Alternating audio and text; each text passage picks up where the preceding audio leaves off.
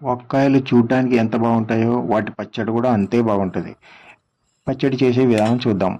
వంకాయలను శుభ్రంగా కడిగి పూర్తిగా నీళ్లు ఆరేలా గుడ్డతో తుడుచుకోవాలి.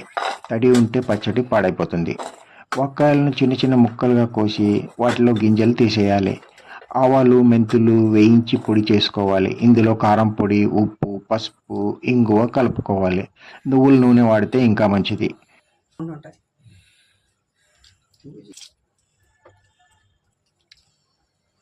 నూనెతో పోపు వేసి అందులో ఎల్లిపాయలు వేసి బాగా వేడి చేసి చల్లారనివ్వాలి. తరువాత వంకాయ ముక్కలను మసాలాలో వేసి బాగా కలుపుకోవాలి. ఇప్పుడు చల్లారిన నూనె పోసి మళ్ళీ కలపాలి. తరువాత పొడి శుభ్రమైన జాడీలో వేసి పైన కొంచెం నూనె పోసి మూత పెట్టాలి.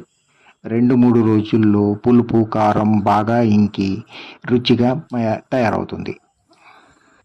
ఇంకో ముఖ్యమైన విషయం, నిల్వ చాలా రోజులు ఉండాలి అంటే వంకాయలు, పాత్రలు పూర్తిగా తడి లేకుండా ఉండేలా చూసుకుంటే పచ్చడి ఎక్కువ కాలం వస్తుంది.